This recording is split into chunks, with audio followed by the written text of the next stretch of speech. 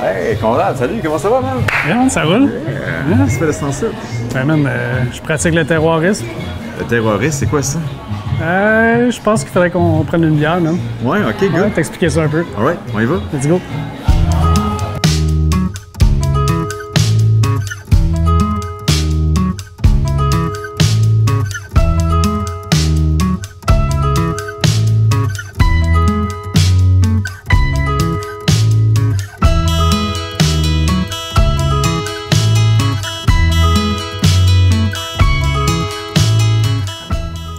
Alright, Conrad. Yeah, man. Cheers.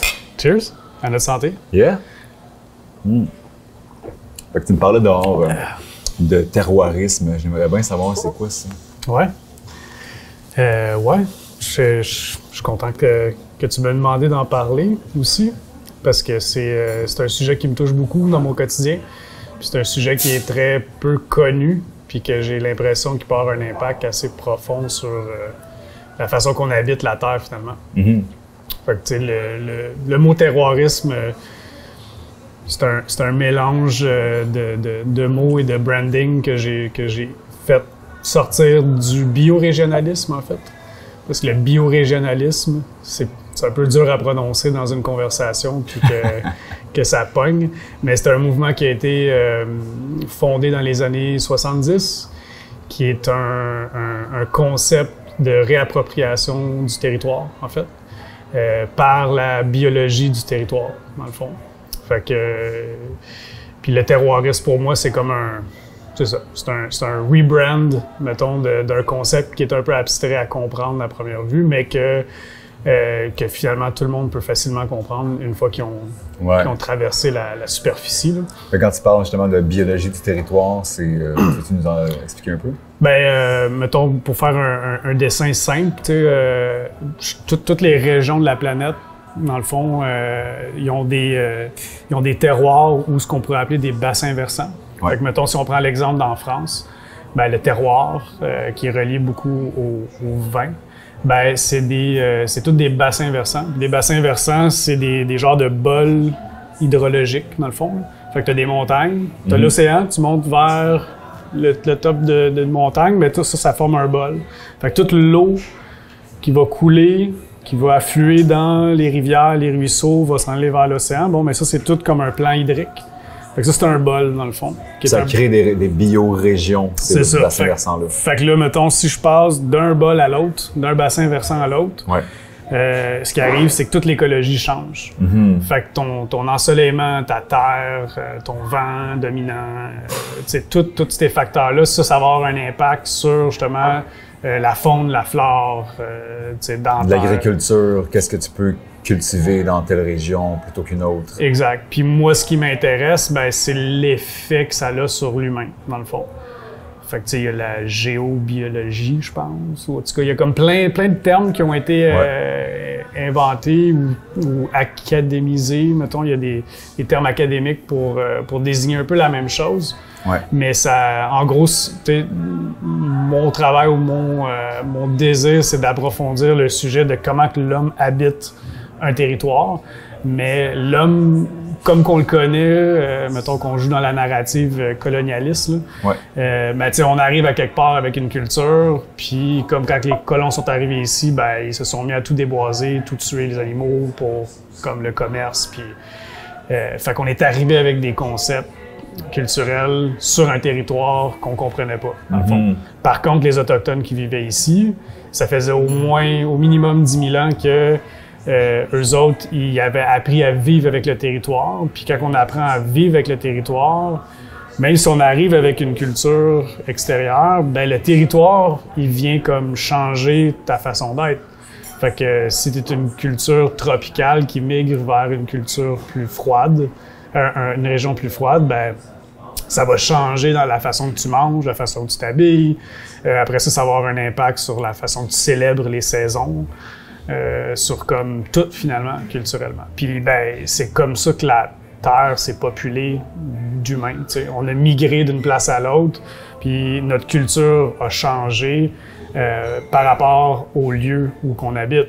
Puis là, ce qu'on voit avec tout le mouvement colonialiste, c'est qu'on a éradiqué ces concepts-là, dans le fond. Fait que le terroirisme ou le biorégionalisme n'existe plus. C'est devenu plutôt, on va juste extrapoler notre modèle, on va juste étaler finalement notre culture là où ce que ça nous tente. On va faire fi de quelle plante qui est là, quel animal qu'on... C'est comme de faire un golf en Arabie Saoudite, admettons. Ouais, ou de faire, mettons, le quartier 10-30 dans un milieu humide. Ouais. C'est un autre bon exemple.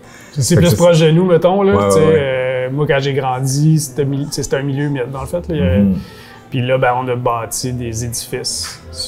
Puis après ça, on se demande pourquoi il y a des inondations. Puis tout. Fait que, tu sais, j'ai pas beau dire que la majorité des problèmes qu'on vit sur la planète, c'est vraiment une question de comment qu'on habite. Dans le fond. C'est une mauvaise façon de s'adapter au territoire qu'on a, puis d'y aller en fonction des ressources, puis pas des outils, mais de ce qu'on peut y trouver, tu sais, puis de vivre en adéquation avec ce milieu-là. Absolument. Ouais, parce que souvent, on veut essayer d'imposer un mode de vie consumériste, capitaliste, dans une région qui est peut-être pas parfaitement designée pour ça. Ah, du tout. Ouais. Puis ça peut être à tous les niveaux, là, tu sais, je veux dire, c'est pas... mettons, j'en veux pas au colonialisme. C'est juste comme un exemple qui est vraiment facile à comprendre, que tu as des gens qui arrivent d'une culture puis qui prennent possession d'un espace puis qui s'en foutent finalement de ce qui est là. Mais toi, tu arrives ailleurs dans le monde, tu arrives dans un milieu... Tu habites au Québec puis tu arrives dans un milieu où ce qui fait extrêmement chaud, tu vas vivre des changements puis des perturbations. T'sais. Fait que tu peux choisir de juste comme aller à l'encontre de ça, puis de t'acheter une maison, avoir une grosse air climatisée, puis essayer de vivre ta culture là, ou tu peux comme t'intégrer avec les gens locaux là, puis tu vas peut-être apprendre comment comme contrer la chaleur en mangeant telle affaire, en construisant ta maison de telle façon, puis fait que les peuples natifs ou indigènes ont toujours su comment comme s'adapter au milieu. Puis ce qui est encore plus fascinant là-dedans, c'est que quand tu regardes, mettons, les différents peuples autochtones, même au Québec, ça va changer selon les bassins versants du Québec, dans le fond. Parce qu'on a beaucoup de bassins versants au Québec, plus qu'ailleurs.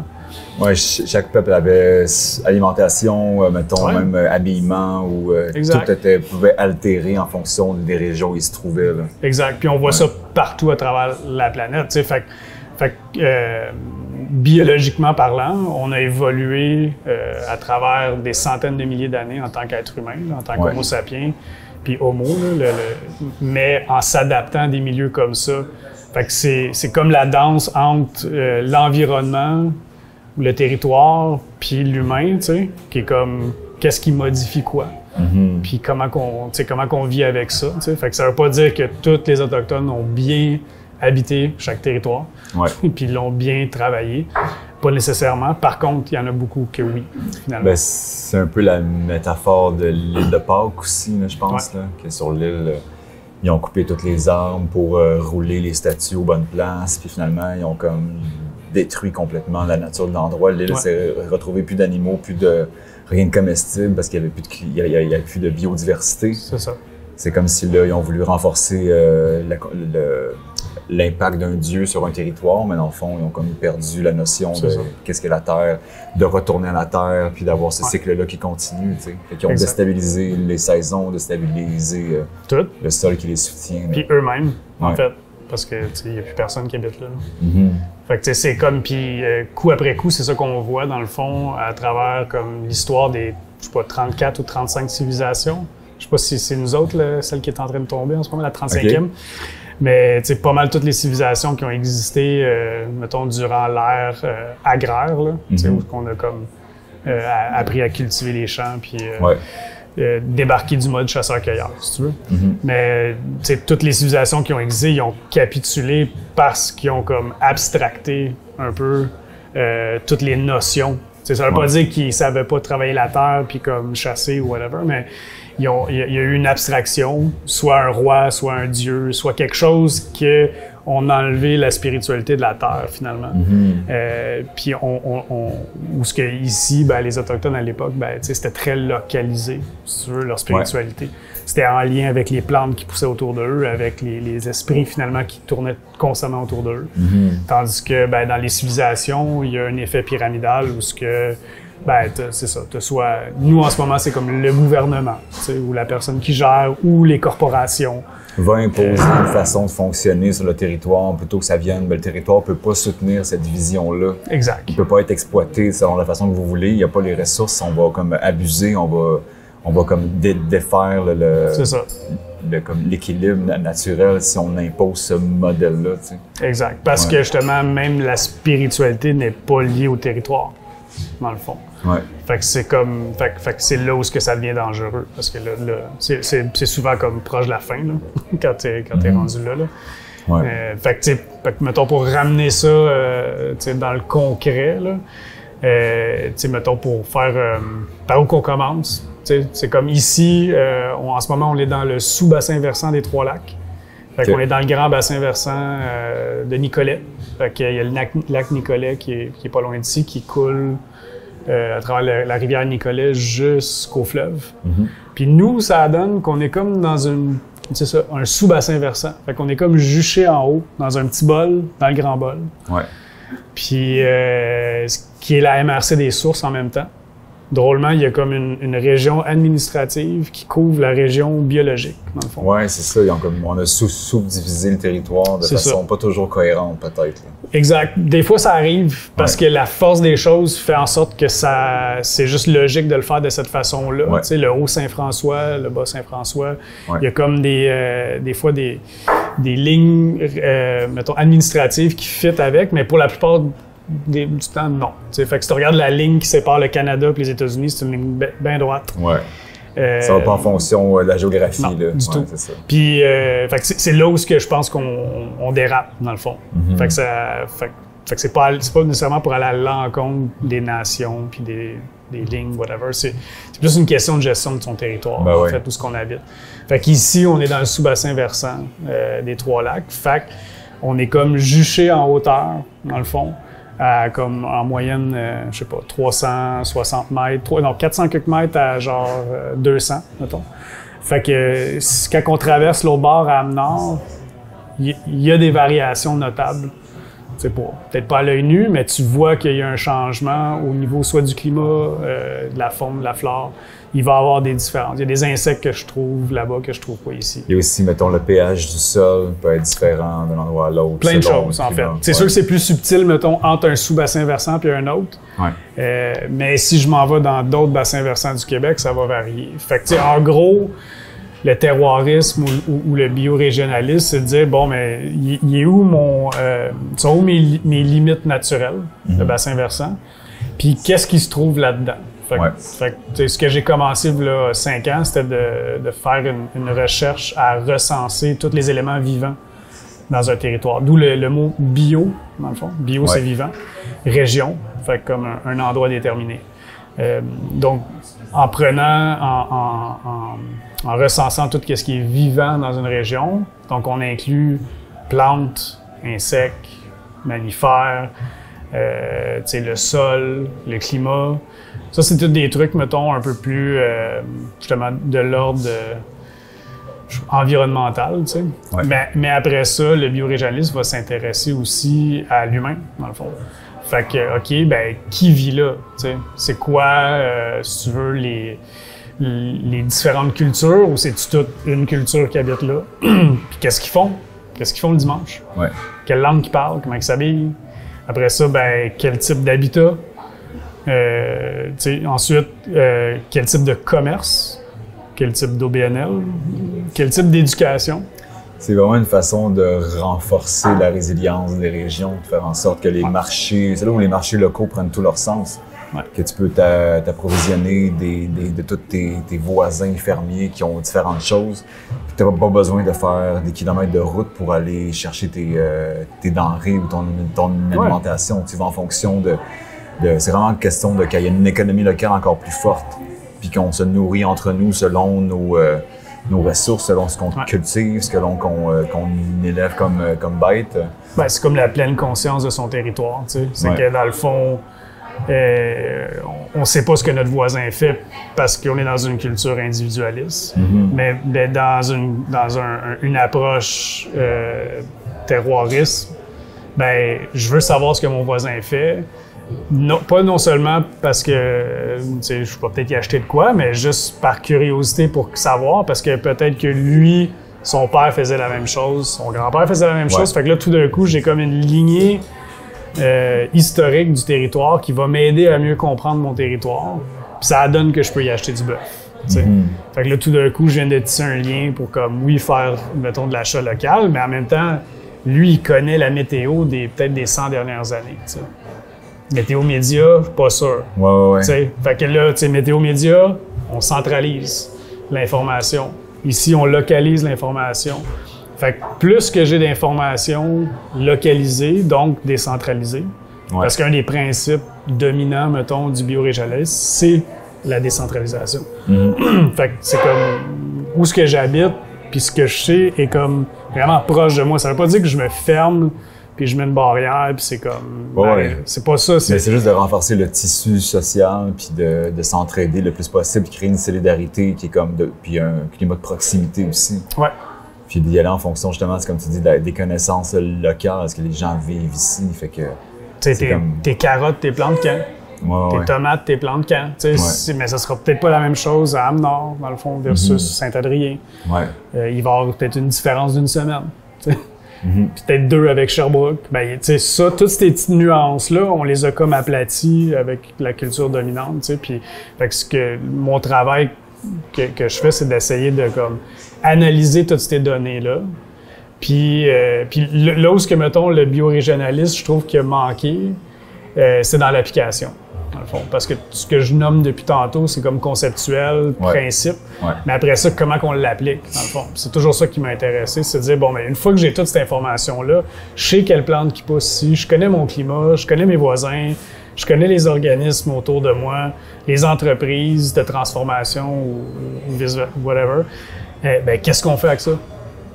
Fait après ça, le bout, le fun, moi, qui m'intéresse, c'est de dire, ben, comment je peux tisser des liens pour créer des projets qui sont basés puis nichés dans le territoire. Donc, le taux de succès de ces projets-là va être beaucoup plus élevé que si, comme, hey, j'ai été voyager à l'autre bout du monde, là-bas, ils font ça, moi, je vais venir ici, puis je vais me mettre à faire telle théière en thé que j'ai, tu sais, je vais faire des théières en terre cuite que j'ai appris en Chine. Ben, Chris, on n'a pas la terre cuite. On n'a pas l'argile ici. On a, tu sais, j'ai pas toutes les techniques. Fait que là, je vais faire de quoi? Le monde ne boive pas de thé ici. Fait que finalement, mes théières, je les vendrai pas. C'est ça que les gens, on n'a pas toujours l'éducation à pouvoir, mettons, avoir ce qu'on a besoin dans la nature environnante. Mettons qu'au lieu d'avoir des pilules de vitamine C, ben on a des baies de sureau qui poussent sauvages, que les Autochtones utilisaient comme sirop d'hiver pour renforcer le système immunitaire. C'est souvent ça, tu sais. Puis bon, tu sais, je pense qu'il y a aussi une question d'avoir le cochon du voisin en termes si tu as besoin d'un apport en protéines. Oui, d'avoir, mettons, de l'importer d'ailleurs, puis tout, mais qu'est-ce qui est en région ici? Ben, les producteurs, c'est ça qu'ils produisent, ça vient d'ici. Ils mangent le gazon d'ici, ben, tu sais, on va pas aller ben je préfère manger telle viande. C'est un peu aussi de savoir se contenter. Il y a comme une comment on appelle ça, donc le truc volontaire, la simplicité volontaire. D'y aller en fonction, ben je vais y aller simplement en fonction de qu'est-ce qui est accessible, qu'est-ce qui est comme à ma portée. C'est ça. Parce que c'est ça qui va créer aussi. Ça fait plus de sens aussi. C'est très cohérent dans une démarche encore là environnementale, écologique, que de vouloir justement avoir qu'est-ce qui est autour de nous, tu sais, pour se nourrir. C'est ça. Puis, on est un peu toutes victimes de cette société de consommation-là que finalement, tu sais, tu regardes autour de chez vous, puis il n'y a pas grand-chose qui est fait ici. Tu sais, la plupart est fait en Chine ou ailleurs. Tes vêtements, tout ce qui est plastique chez vous, tes sacs à dos, whatever. Tu sais, fait qu'on on baigne là-dedans. Tu sais, fait que c'est vraiment dur pour nous. On a un biais. Tu sais. On a un biais colonial, dans le fond, parce que, tu sais, puis je le vis ça chez nous. C'est comme, qu'est-ce qu'on mange à soir, tu sais? Puis, fait que, tu sais, on mange-tu quelque chose qui... Tu sais, un mets de la Thaïlande? On mange-tu un mets de l'Inde? On mange-tu un mets de l'Italie? On mange-tu un mets de la Chine? Tu sais, on mange-tu québécois? Tu sais, c'est quoi manger québécois, dans le fond? Fait que, tu sais, on a perdu la notion de c'est quoi notre culture parce que on vient de plusieurs générations de colons, finalement. Fait qu'on a un biais colonial, dans le fond, tu sais. Où ce que, comme, on aime ça s'approprier des choses des autres cultures, puis c'est correct, tu sais. C'est juste qu'à un moment donné, à force de faire cet exercice-là, on oublie nous-mêmes comment habiter notre territoire, puis là, ben, on se met à, comme, couper nos forêts, faire la surproduction animalière qui est comme un sujet de l'heure. Fait que là, on finit par comme détériorer notre environnement parce qu'on est zéro connecté à ça. Puis, tu sais, à l'inverse, on détériore l'environnement ailleurs. La Chine, c'est pas beau. Oui. Fait que, tu sais, tous nos produits de consommation qui viennent de la Chine, ben, tu sais, l'impact, on le drop autour du monde. Absolument. Tu sais, pendant que nous, on baisse notre taux de CO2, eux autres, ils l'augmentent à fond. Exact. Fait que, tu sais, c'est comme... Ça, c'est un autre sujet, mais bref... Tout ça pour dire qu'on fait juste exporter le problème ailleurs, puis c'est pas à notre avantage non plus, parce qu'on devient dépendant de ces produits-là. Fait que c'est que si mon alcool, c'est pas Molson Coors ou Labatt qui me l'a fourni, mais c'est mes amis, ben, tu sais, il y a quelque chose là. Tu sais, il y a comme, on ramène les besoins proches de chez soi. Si ma vitamine C, elle vient de la forêt, ben, elle vient pas d'une entreprise pharmaceutique à l'autre bout du Canada, tu sais. Fait que je me réapproprie, je me responsabilise finalement. Mais faut avoir quand même cette quiétude d'esprit-là de vivre au rythme du territoire, justement. Tu sais, on est souvent dans un très actif, puis c'est comme une forme de retour à la terre aussi, de retour à l'essentiel, de retour à une vraie vie fait plus de sens. On est comme dans une société qu'on est comme souvent divisé, tu sais. On a beaucoup, je pense, d'émissions de télé, de films. Il y a une mode de retour à la terre, les jeunes familles qui veulent ce mode de vie-là. Il y a quand même quelque chose de beau, il y a un bel élan qui est là. Mais on a aussi une société de divertissement qui est extrêmement forte. Ou pourquoi est-ce que j'irais me foutre dans le bois, m'isoler, alors que comme genre, il y a comme, je peux rester en ville puis m'entertainer pour le restant de mes jours, tu sais. Puis ça prend quand même du courage de faire ce choix-là, de l'assumer, parce que la tentation d'être dans une forme de, ben, c'est pas de la paresse, mais de choisir un mode de vie plus, mettons, de juste profiter de la vie puis de pas se mettre les mains dans le temps, il est facile puis il est comme accessible. Puis il est comme, tu peux faire ça pour le restant de tes jours puis tout est possible, tu sais. Oui, exact. Fait que ça prend du courage aussi, tu sais, de comme faire en sorte de délibérément pas se laisser leurrer un peu dans la voie facile, puis de savoir qu'il y a comme une vérité là, qu'il y a comme un acte de vie, de foi, de vouloir vivre plus du terrain où on est, tu sais. Mais c'est pas donné à tout le monde d'avoir cette faculté-là. Ben, c'est souvent associé à un saut, dans le fond. Il faut que tu fasses un certain saut. Moi, depuis la fameuse pandémie, il y a une affluence de gens de la ville qui viennent ici.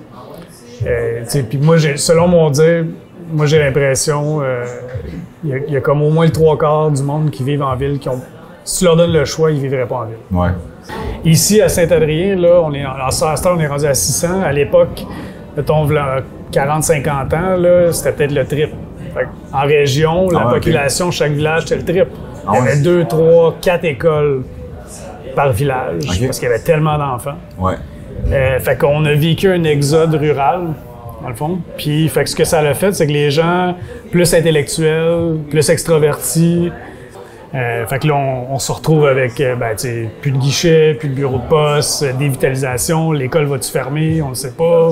À l'époque, il y en avait 4, tu sais. Donc, tu sais, on a vécu une dévitalisation, puis là, les gens sont comme saturés de la ville. Finalement, ils ont besoin de goûter à du vrai, tu sais. Vivre dans un complexe de béton où finalement, ce qui est vert a été planté là, puis il y a du Roundup autour pour le garder comme vie.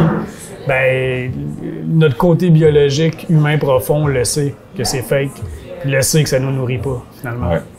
Puis c'est pour ça qu'il y a un aura en ce moment autour de la nature. Parce que les gens n'en ont pas, ils ont une carence d'être en nature. Fait que j'ai l'impression, oui, le saut il est compliqué, mais il est compliqué parce qu'on s'est bâti une culture de ville.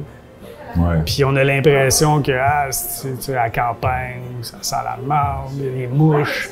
Moi, c'est comme, ben ouais. Une fois que C'est tu bon passes pour y par... aller juste les fins de semaine. c'est ça. Une fois que tu passes par-dessus ça, il y a comme, wow, man, t'as la paix, t'as la quiétude, t'as pas de bruit. Ça prend une paix intérieure pour pouvoir bien vivre la campagne. Ça prend des outils pour t'adapter, mettons. Ouais. Disons, là, c'est comme... Parce qu'il y a plein de gens j'en vois plein de gens qui débarquent et sont comme, c'est leur première expérience à vivre en campagne, tu sais. Je pense que les gens sont souvent motivés parce qu'ils veulent que leurs enfants vivent ça.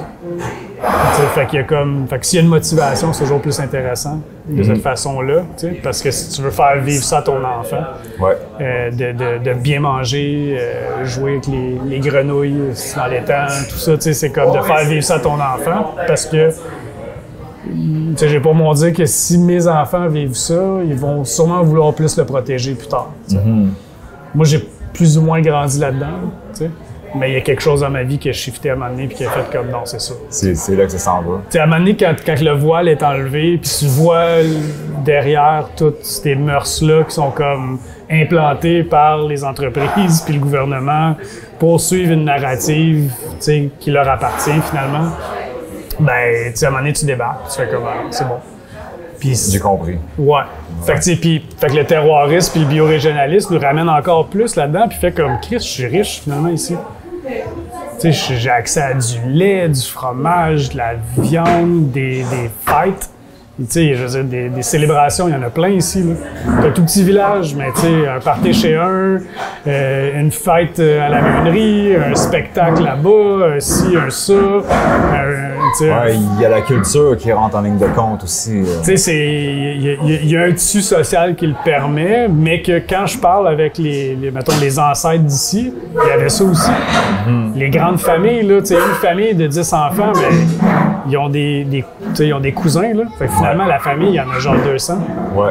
Fait que quand ça se rejoint à Noël, puis à Pâques, puis à ci, puis à ça, c'est la fête. C'est un party instantané. Fait que le terroirisme cherche à comme ramener tout ça, puis là, on se retrouve à comme créer des nouvelles célébrations. Parce que, on n'a plus ce tissu-là, mais ça se fait tout seul. C'est dans nos gènes, d'être ensemble, puis de comme... On vient des chasseurs-cueilleurs qui étaient des bandes dans des tribus.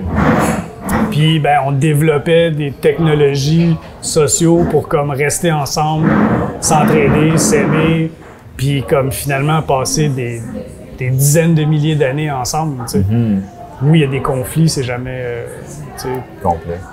Parce que Conrad, longue vie à la campagne, une petite gorgée de bière pour le retour à la terre. Une dernière gorgée?